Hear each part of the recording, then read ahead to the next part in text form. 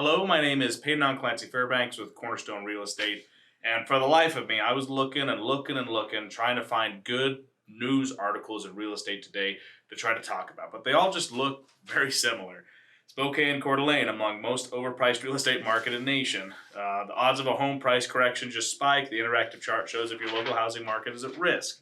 Real estate experts see slowdown in Bay housing area market. And the only reason I don't want to talk about these even more is because we've talked about these things. I've explained to you kind of the stats on them. You kind of understand my general thoughts on them and the stats behind them. But I just wanted to talk about something today. And so I texted somebody. I said, hey, when you think of the real estate market, what is your first thought about it? And he responded with, not enough housing equals stable prices despite interest rate hikes, which I think he's kind of referencing the video, my last video that I posted, which I'll put right here for just a second. And I wanted to go over that and explain the very specific numbers that I am seeing and how they relate to what the market actually functionally looks like here in Utah. So let's go over those numbers. Let's talk about the Utah real estate history. And I'm excited to kind of bring these things up with you. So I hope that you learned something today. I hope that you find it a little bit interesting. And welcome to my show.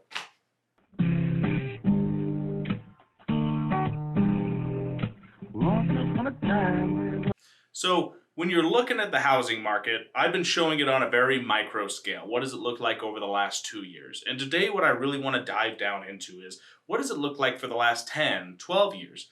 I would have looked at it before 2011, but the MLS says that the information all the way back then isn't super accurate. But let's talk about the two most important numbers for real estate.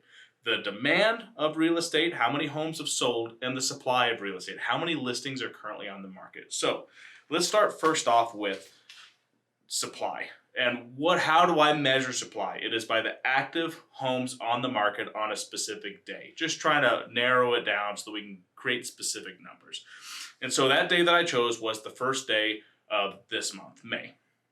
And so on the first day of May in 2010, there was 1,962 listings, which is actually inaccurate. So let's go to 2011, where it's more accurate. There was 18,751 listings on the first day of May in 2011.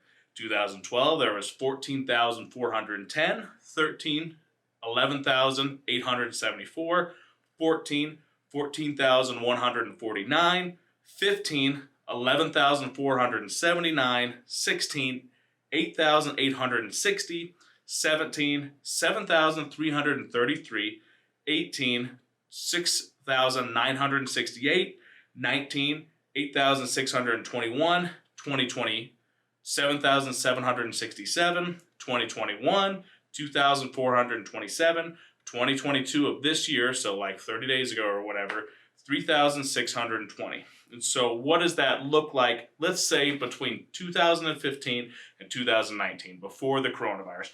What was the average of that fairly accurately recorded time frame? It was 7,272.84. So let's treat that as if that is a standard market in Utah, 7,272 listings. Why do I bring that up? With the current one being 3,620, that means our inventory is right around 50% of where it's at. So supply is currently 50% of what its actual average amount should be for a standard market, 2015 to 2019. Okay, cool. So we've designated what supply is, kind of understood it. Now we go into the sales. Quarter one sales between 2011 and 2022. Another boring little dry spot, but let's go over it. So 2011, 5,192 sales in the first quarter of 2011. 2012, 6,028. 2013, 6,559. 14, 6,670. 15, 8,005. 16, 8,169. 17, 8,235. 18, 9,068.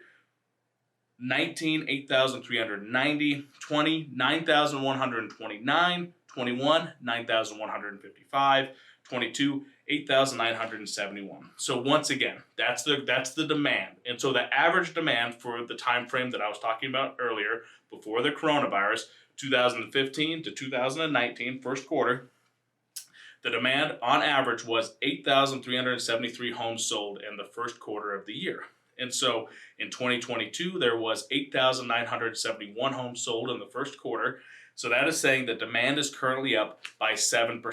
So forget everything else. Forget interest rates. Forget any of the news articles that you've been reading, and just focus on those two numbers right now, currently, and where they're set. We're right at about 50% inventory with a demand of 7% higher than an average real estate market, or what we would consider an average real estate market.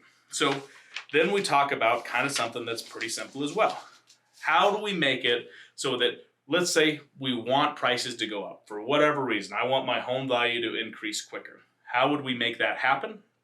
Well, we would leave everything currently where it's at. If demand and supply stayed at where it's at, home prices would keep increasing at the rate that we've been seeing over the last 2 years. How do we know that? Because of the evidence of the last 2 years. Also, at the same time, if demand went up and supply stayed the same, or supply went down, prices would keep going up. Like, I know this is boring, I know this is simple, but this is how I'm looking at it. Okay, so if we wanted prices to go down, we would need demand to decrease by an extreme amount, by more than 7%. We would also need supply to increase by more than 50% to get at a place where we would make it so that prices would go down.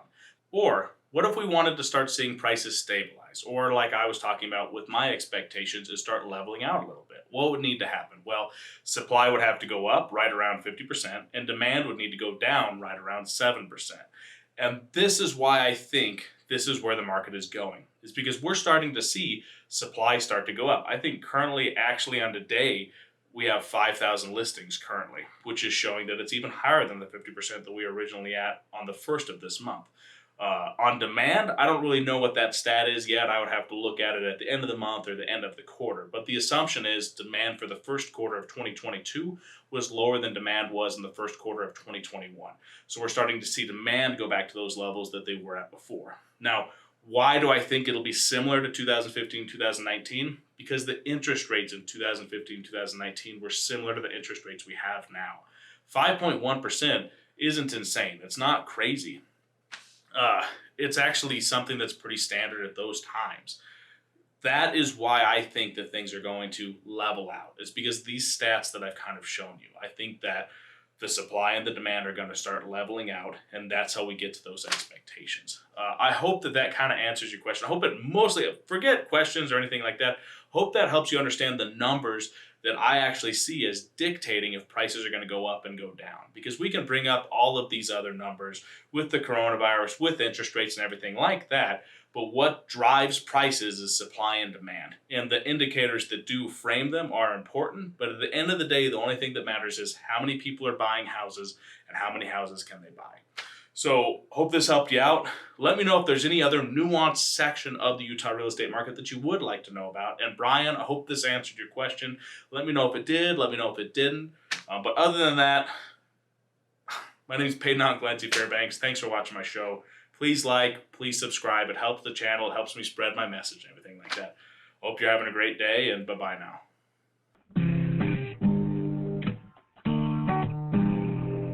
Once upon a time, there was a dumb millennial.